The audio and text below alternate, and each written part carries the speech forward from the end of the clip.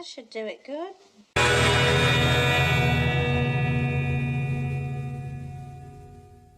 Go for it. I'm all ears. I hate the Beach Boys. I've always hated them. I loathe this album, and I hate being told I have to love it. You're full of shit. Bollocks.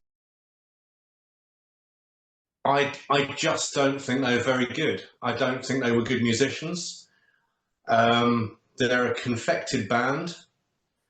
What is it? Their dad bought a studio or something, or built a studio, and tried to make himself a hit maker, and then just said, "Right, my sons they're going to be the band. I'm going to write some songs for all. They can be this."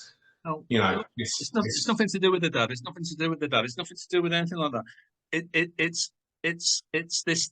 Let's stay on this notion, right? That that you're against the idea of them. I think you said they're not a real band or something. They didn't play on the instrumental parts of many of their records. They used the best studio musicians in Los Angeles to do this, the Wrecking Crew, and they chose them. They were chosen because that band was the backing music for Phil Spector's records at Gold Star in Los Angeles. That was the deliberate reason. After the Wrecking Crew had played on the Beach Boys records, everybody wanted to use the Wrecking Crew as the backing band because what they achieved in combination with the Beach Boys was so successful and good. Even Frank Zappa went out of his way to work with the Wrecking Crew as a result of the Beach Boys on Lumpy Gravy. Okay, I mean, there's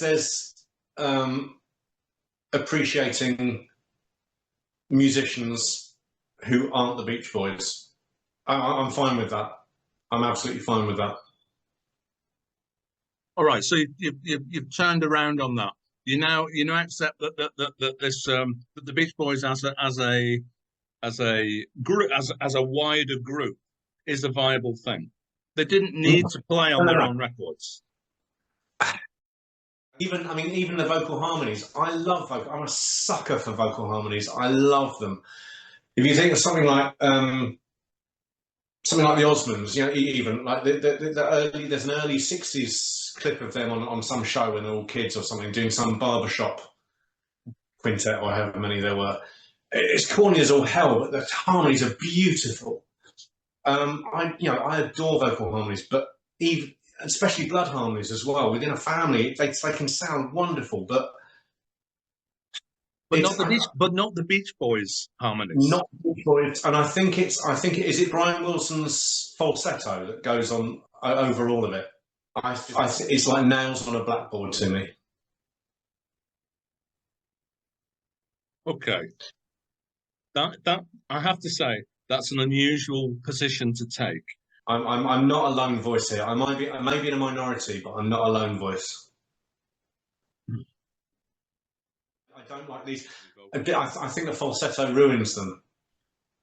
They're fine otherwise. They're unspectacular otherwise. They're fine.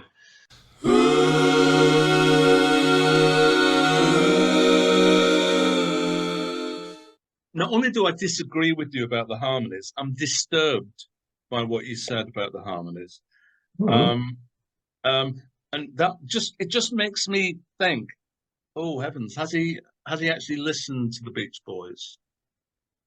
I mean, fuller than I have than maybe, I don't know, best of the Beach Boys.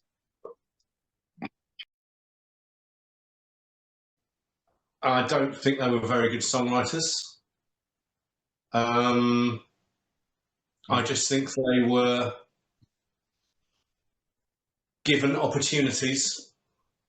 I don't think they were good. I can't let that go.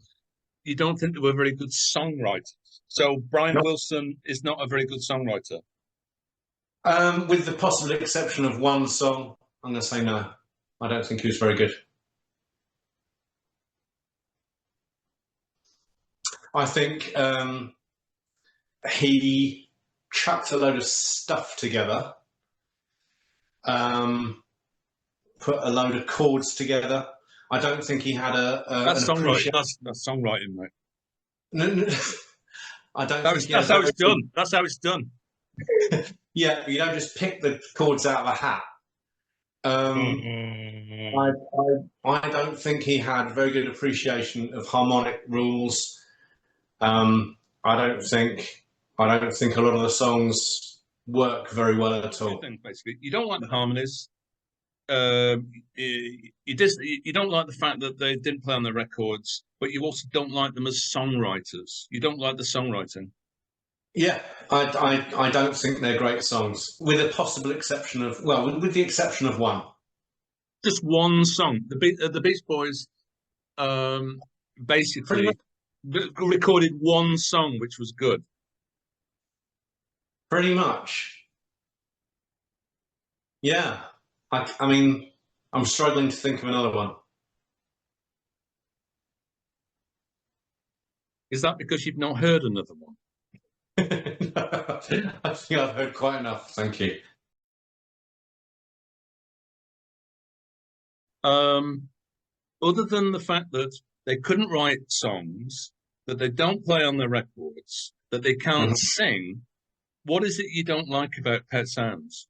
It's not that they can't sing. It's just it's one lone voice that I can't stand. I think that the backing singers were kind of fine. Is there a particular song? Is there a particular song by the Beach Boys where this really grinds you down? As an example, you know what? I think the opening song sets the tone of the album perfectly for me.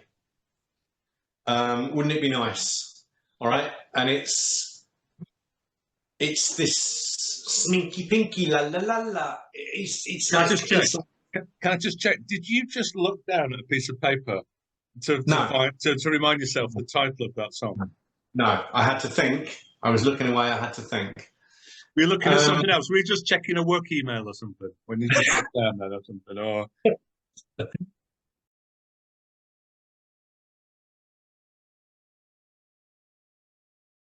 problems I have with the Beach Boys is they reek of kind of jock white privilege. They just absolutely reek of this kind of,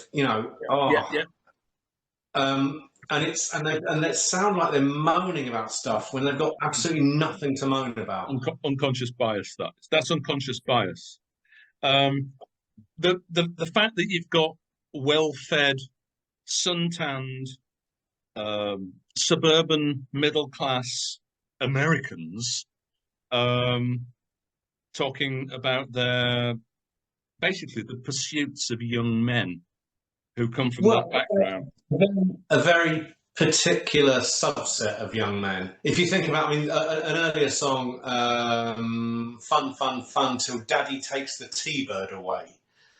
They're just overprivileged bags of horse shit.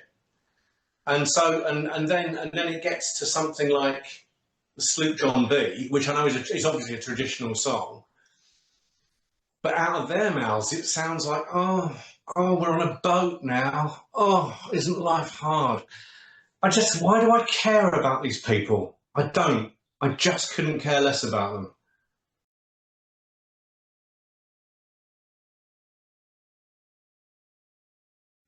Going back to Wouldn't It Be Nice?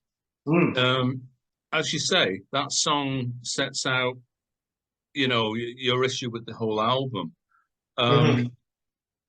So, let's just dig a bit deeper. Other than the fact that they can't play very well with their instruments, they can't sing and they can't write, and they come from a social class that you regard as being privileged, i.e., they're not cool. They don't have the blues.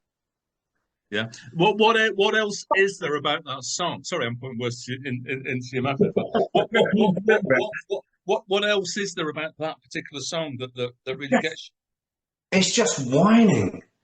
It's just whining. It sounds like a whine. What's the song From about? What's the song about?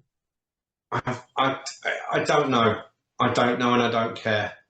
But the thing is, here's the point of this. They were very young men, and they were singing about what they knew. The teen-focused lyrical content is comes from a sort of it's done from real unbridled sincerity.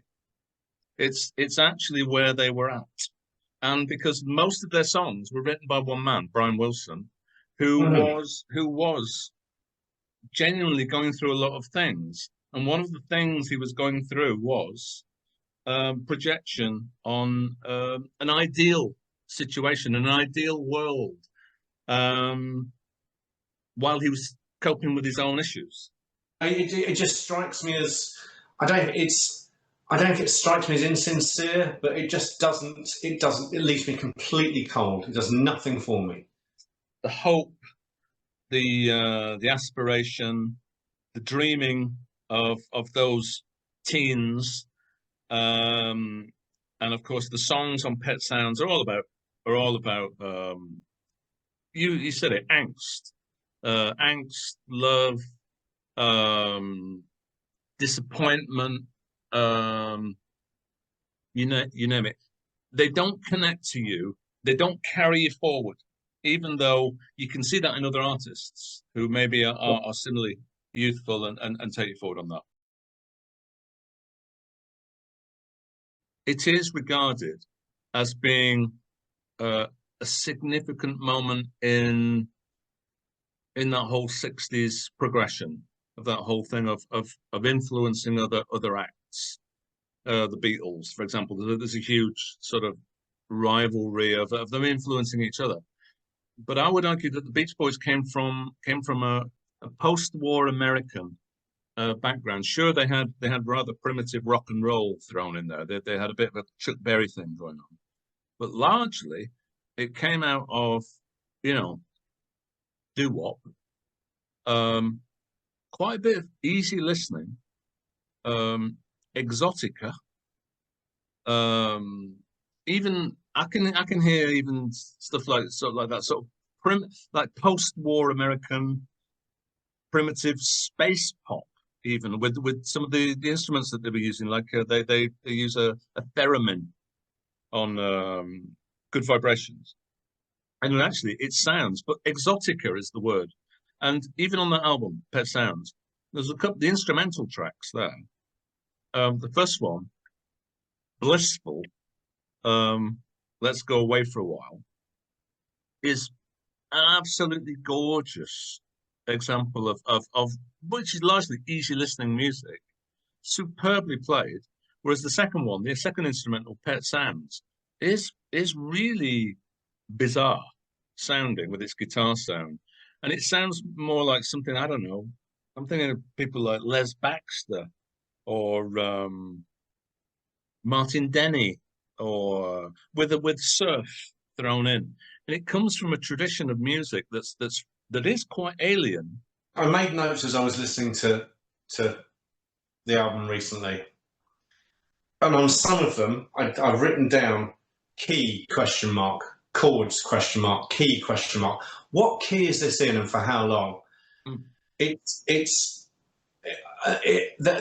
seems to be no internal logic and no flow through the songs. There's bits of stuff, there's bits of ideas bolted onto each other. There's melodies that don't match the chord, the bass lines, and there's stuff. There's lots of stuff. It's a lush sound. I'll give you that. There are strings and there's glockenspiels and there's all kinds of things going on. Yes, but that doesn't make a good song for me. There's no continuity. It's incoherent for me. What about this? What do you think? What do you think of this? Just to go back to what I was saying there about them, say they were sort of like going neck and neck with the Beatles for a spell there, and influencing each other in '66. etc. You know, what about this idea that the music that they created was actually, shall we say, the foundation of progressive rock? Um, The music all right. was the music is unusually sophisticated. Is a word I use. Sophisticated You for a pop group of the time. thrown me a little bit, and I'll give you that. It is progressive in intent, although only from the chord structure point of view. There's nothing rhythmically that is very um, progressive. I don't think Oh, there are no yeah. rhythms at all. No, basically, that's actually an interesting point because he uses pretty standard sort of uh, song structures, I would say largely, although it does have unexpected middle eights thrown all over the shop that come in at strange points. It's more that within the format, he's then throwing all sorts of frankly strange stuff. That's my point. I think it's that's why I say it's a Frankenstein. It's got bits stitched together, but I don't think there's any coherence between the bits. I don't get a flow through a song that sounds like it's all part of the same song. It sounds like he had an idea and another idea, No, and he's just gone put those two together. No, and whether they work or not. no. I disagree with you on that. I think it flows. It flows upon repeated listen. Okay, I mean, for example, something like a Frank Zappa, any Frank Zappa album, Burnt Weenie Sandwich or something, there's ideas spliced in, Yes, but they work. They even when they jar and juxtapose, they work, and it flows in some way. Even and when it doesn't flow, it's not meant to flow. It's meant to be jarring. But this music, this Pet Sounds is meant to flow. I think because of the lushness of the sound. It's recorded in a sort of vein of pop, contemporary pop music with I would say, as I say, it's got a strong, easy listening bent to it in some of it thrown into the mix as well. So it's coming from a different direction to Zappa. There is something you won't have heard it, I'm sure, because you've stated up front that you have limited Beach Boys listening experience, but the aborted album that the Beach Boys attempted, Smile, which was never finished, is probably more Zappa than Zappa, in the sense that it was fragments of ideas stitched together into hopefully a coherent whole. Famously, it never had a coherent whole, and it's been recreated endlessly ever since by various fans. I think he produced this album, threw everything at the wall, all the mud at the wall, and some of it stuck, some of it didn't, and he was lauded as this genius. And I think he knew that he didn't have the chops. I think he knew that he had lucked out. He'd done this thing, and whatever, it got some success, and there's no way he could create it again. Whereas Zappa did it again and again and again and again because he was a proper composer. Zappa was a composer who knew his stuff. Or maybe he was just more mentally robust than Brian Wilson. That's entirely possible, and that's where I'm willing to be, to be shot down. At least I'm talking from a point of view of ignorance here. But that's my take on it, and I may be horribly now, and I accept that if I am. I mean, I think I know where. I think I follow your thread there. Actually, interesting that you raised that with relation to Pet Sounds, as opposed to the work you've not heard after that, because it is the work after that where you can hear, oh yeah, yeah, that would appear to be, I cannot finish this. I've got too far. I've got all these snippets and ideas, and I'm giving them to session musicians to play. And when you listen to them, you think, Christ, that's fascinating. But where's it going? Where's it heading? Well, I mean, I think that about Pet Sounds, so I don't think I'd be able to listen to that later stuff. I think I'd find that so frustrating. I'm told to love this. It's well, you're told it's an important album. You're told it's an important album. Yeah, exactly. And so I'm meant to love it. As a music lover, I'm meant to love it. I've got to love it. It's in the top 10 every single year, Rolling Stone. Yeah. And it's lauded as this work of genius. Well, if Brian Wilson and the album Pet Sounds, not so much the Beach Boys, but if Brian Wilson and Pet Sounds are regarded as immortals, you know, to a certain listener, that in itself is going to be enough for them for the whole thing to be dismissed. I mean, it's almost like within every child there is the seed of anarchy, and maturity has no definite time span, and so I've got that myself. Of course, I've got that myself. I've got holy cows that I just, my gut reaction is I'm against it because everybody says it's knockouts. I went up north at the weekend, and my niece was sat at the table next to me, and she said, "The ABBA immersive experience. Have you been yet? As in, have you been yet? As in, obviously you're going to go. Obviously you're going to go. Have you been yet?" So I said, they weren't there. Do you know where they were? 500 miles away. Counting the money. Counting the money, watching it roll in. Eating muffins. Well, eating crisp bread. Dipped in gold. I will say, all right, so the one song that I think is a good song is obviously God Only Knows. That's an obvious choice, except in the context of this album. So if I've got it on my phone, so I put it on random, and so when it comes up with Motorhead, and then that, and then Nick Drake, and then whatever else, it's not, that's a lovely song, that's nice. That's a really nice song.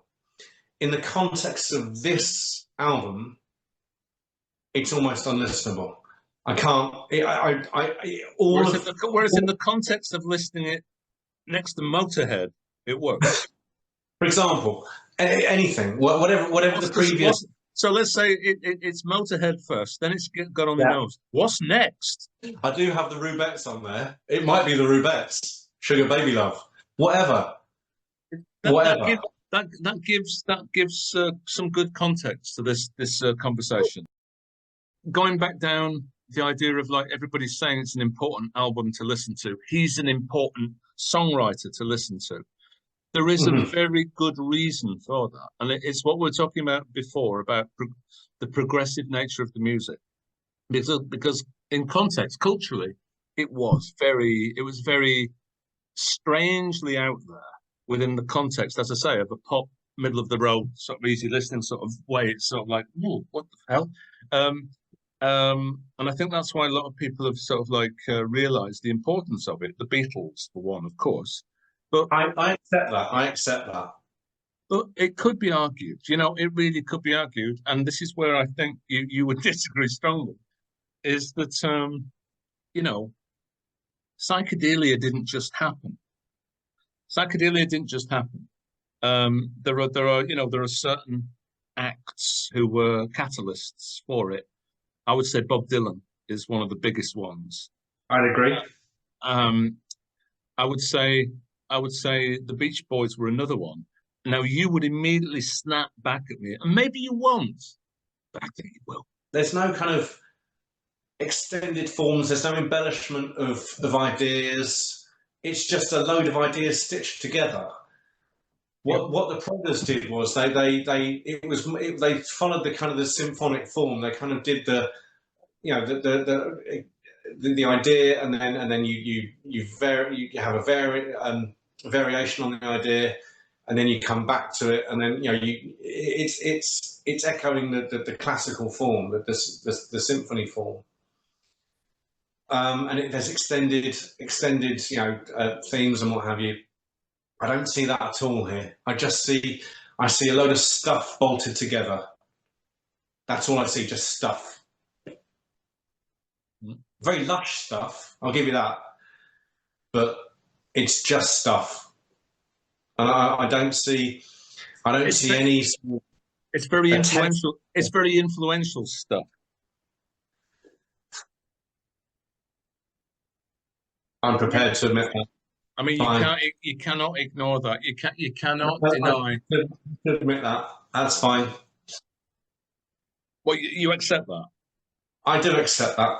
I have to accept that. Re-listening to it again now, I'm looking for a song that maybe I had neglected, and now jumps out at me, and I think, my God, that's good. And I have to say, it's the instrumental "Let's Go Away for a While."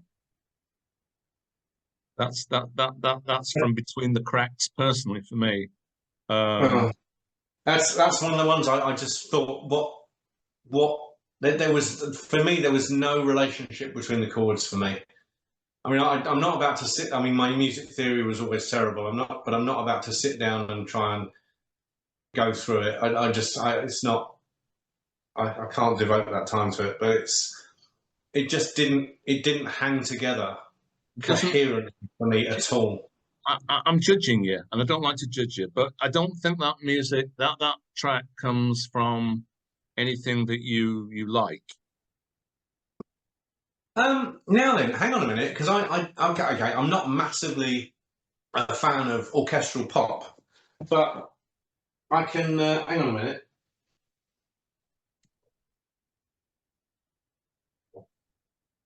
I mean, that is something very special. But that title track is orchestral, lush, beautiful, and it hangs together. Who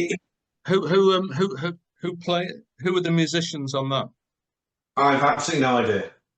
The exact same musicians on Pet Sounds. It's the Wrecking Crew. It's the Wrecking Crew. Indeed, Glenn Campbell was a member of the Wrecking Crew. He's on Pet Sounds. Fine. That works. It's an interesting point you raise, because Wichita Lineman there is probably one of the great sort of hybrid, wonderful, easy listening rock pop. It's a sensational songs. Yeah. It could be argued again that wouldn't have come about without a Pet Sounds, without the progression being made by Jim Webb. He arrived, again, another artist heavily influenced by Brian Wilson. So obviously he wanted to use the Wrecking Crew as well. So you see progression from Pet Sounds, not just the Beatles progressing and the influence on popular music as a wider thing, but you're also seeing, even within that easy listening idiom. For his wider work, I would agree with you, with stuff like what's the ridiculous Richard Harris one? Nothing ridiculous about that album. A Tramp Shining, whatever it is, but the one that's on MacArthur Park. That is ideas bolted together that have no kind of relevance to what went for it. Are you saying that's no good? I'm saying it's appalling. It's an appalling song. We're going to need another video. The one song as a single outside of the context of the album, I quite like. The rest of it, I would happily burn in a skip fire. I don't want to hear it again. What is the Motorhead song that goes so well with God Only Knows, by the way? Pick one. it's like Albert Camus, isn't it? It's like that Albert Camus quote, those two or three great and simple images in whose presence your heart first opened. Oh. And I do wonder sometimes if it's a sort of album that keeps us young and keeps us thinking and keeps us reminds us of those days. And if we don't get it, maybe we've become too old. I have no time for them whatsoever. You've you've not listened to them enough to have that opinion. Fine.